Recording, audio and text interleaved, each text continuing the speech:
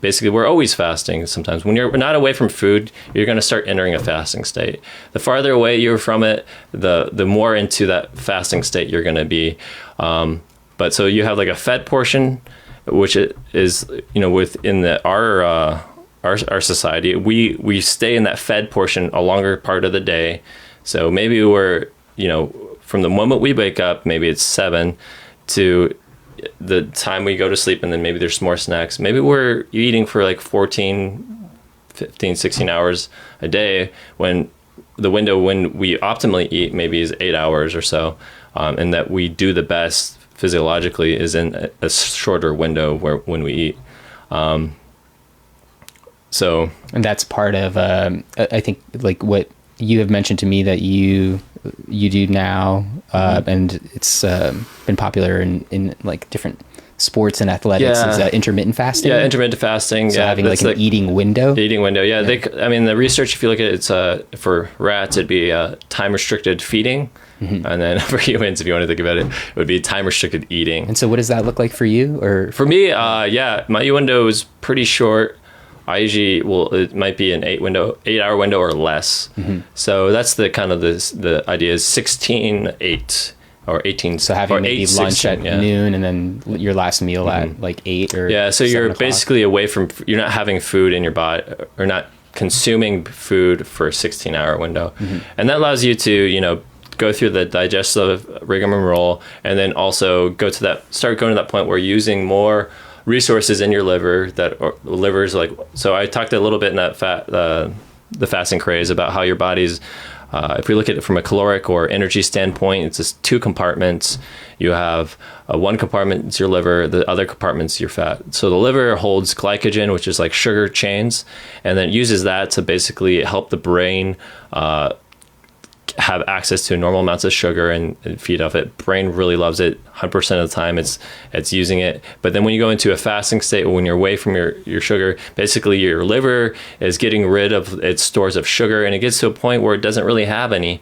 And so then your brain is like, hey, sending you a signal, hey, replenish the liver. I need food to go in there. And then the other thing that's happening too is your body is compensating for that, and it's going to start breaking down fats in that period. And so then it starts breaking down fats and breaks those fats, and they eventually become the thing called ketones. And then the ketones can be used by your brain as an energy fuel. And at some point, it could go up to 75% of the brain's fuel is fueled by ketones. So your brain has an amazing ability to use ketones, and then your body also has an amazing ability to create sugars too. And so it's able to create sugar, the nominal amount of sugar to maintain its needs, and also use ketones at the same time. But one of the big things I talked about in that talk was insulin response and having higher levels of insulin. So when we're like eating all the time, we're basically like we're basically creating more insulin in our body. And basically it's kind of lead to that idea of insulin sensitivity or insensitivity, where basically your body starts accommodating for that amount of insulin and maybe downregulates the receptors. And so what does insulin do?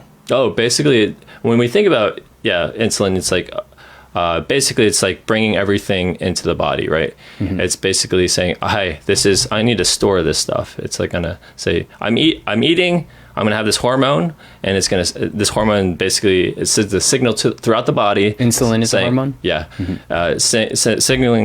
Sending a signal throughout the body saying, hey, there's all this food here, man. You want to store this? And it's like, okay, yeah, let's store it. So there's kind of this talking that happens between the hormone and the cells that are around it. Mm-hmm. And so but the issue with insulin and having basically insulin resistance or resistance to the response of insulin, and how maybe having chronically high levels or so is, or having kind of dysregulation in that signaling, it leads to it's implicating a lot of disease pathways. And so the response of insulin will kind of like fall out of balance if someone is constantly like feeding themselves. Is that? I think just having that. I think physiologically we're not primed to be eating all the time. That's mm-hmm. just like food has been, scarce. It's hard to get by. You had to like go forage around for it. or you didn't have access to it all the time. And but now we're kind of like always snacking, always eating. A lot of like, you know, on a societal level, cultural level, we're kind of always doing those things. We have to always be fed.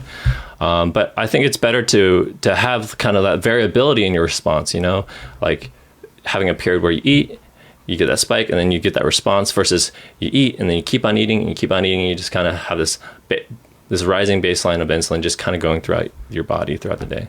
So that's one portion of the kind of that insulin sensitivity, that response to it. There's some other information coming out about, maybe it's about how the fat composition that we eat too is affecting it. And it can be implicated into the signaling process. So if we think of like cell signaling, basically you have the cell membrane, and then on that membrane, you have all these receptors, and then those receptors transduce a signal throughout the membrane and then down into the contents of the cell to activate some pathway. So most things interact with like the cell membrane and the receptor. The other things can bypass that, right? They're like the fat soluble thing, the steroids, you know, that go through, and they can directly affect the ability of that cell. So as far as like molecular machinery, that's kind of what's going on generally with those things. And sometimes with, like, say if we're eating in that window all the time, we're like always sending a signal to this area, right? And your body's like, well, I don't know, I don't really need this much of a signal to have this response. So then it starts down-regulating the receptors. So it has less of those insulin receptors. And so it's like, okay, I can get the same response with less.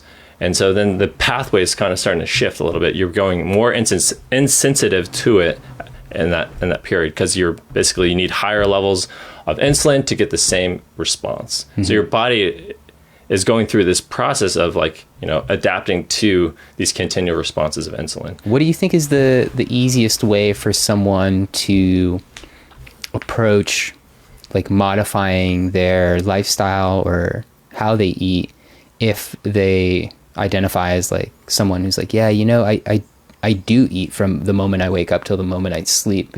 Like, how would someone, like, what would be the first steps that they should take towards like changing that if they wanted to almost like retrain their like insulin sensitivity? I think that, yeah, I mean, for me, the target is like thinking of insulin for a person in general.